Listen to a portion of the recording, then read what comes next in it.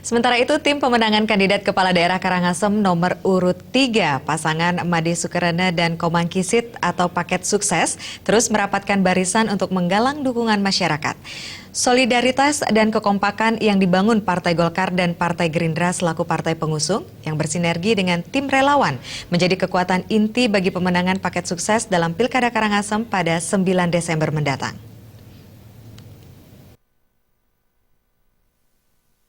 Soliditas yang terbangun antara Partai Golkar dan Partai Gerindra selaku partai pengusung dengan tim relawan terlihat jelas dalam setiap simakrame maupun berbagai kegiatan sosialisasi yang dilakukan Paket Sukses di berbagai tempat. Calon Bupati Karangasem nomor urut 3 Made Sukarana menuturkan, gerakan yang dilakukan mesin partai maupun tim relawan sangat signifikan dan bervariasi karena kedua komponen ini saling mendukung dalam upaya mendongkrak perolehan suara bagi pemenangan Paket Sukses. Strategi yang disusun tidak terbatas pada simakrame atau sosialisasi semata. Pergerakan mesin partai dan tim relawan juga menyasar kampanye dari rumah ke rumah di wilayahnya masing-masing maupun kampanye melalui jejaring sosial. Kalau ini 27 Dadi ini kan hampir seluruhnya relawan kita yang ada di lapangan, itu digerakkan oleh mesin partai, sehingga mesin partai adalah covernya, relawan adalah garda terdepan untuk bagaimana meyakinkan masyarakat terhadap program-program kami yang sudah jalan selama 10 tahun dan akan apa kurang-kurangannya itu praktis semua dijalankan oleh relawan-relawan. Nah sudah itu hampir tiap seminggu baru kita evaluasi mana yang sudah menerima informasi masyarakatnya, mana yang belum kita petakan.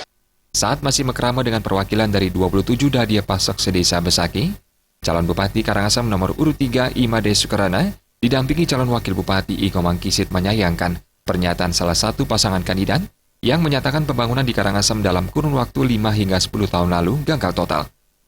Sukarana berharap kandidat lain menilai pembangunan di Karangasem secara objektif dan berpatokan pada data yang akurat sebagai landasan dalam melakukan penilaian. Menurut Sukarana, banyak pernyataan yang tidak berdasarkan data, salah satunya dalam menilai tingkat buta huruf di Karangasem. Buta huruf karena di Kabupaten Karangasem ada 20%. Coba kita kalikan saja penduduk Karangasem 539.000 hasil rekap KPU kemarin, berarti kan 100.000 lebih orang buta huruf di Kabupaten Karangasem. Padahal data yang ada cuma sekitar 12.000 sekian, 2,83%. Itu pun didominasi oleh umur di atas 40 tahun sampai umur 65-69 tahun. Nah, ada yang di bawah yang umur 25 ke bawah dan ke atas sampai umur 40 tahun kita sudah kerjasama dengan kepala dusun untuk bandar di mana sih itu yang 12.000 itu di mana sih letaknya, siapa sih itu sudah kita garap melalui PKBM.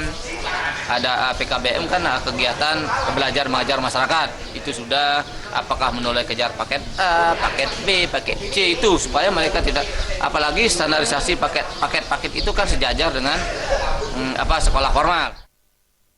Di hadapan semeton dari 27 Dadia Pasok sedesa Besaki, Made Sukarana kembali menjabarkan visi misi dan program kerja dari Paket Sukses. Masyarakat Karangasem tidak henti-hentinya diajak cerdas memilih calon kepala daerah dengan melihat rekam jejak maupun kinerjanya selama ini. Halid Sidi, Bali TV.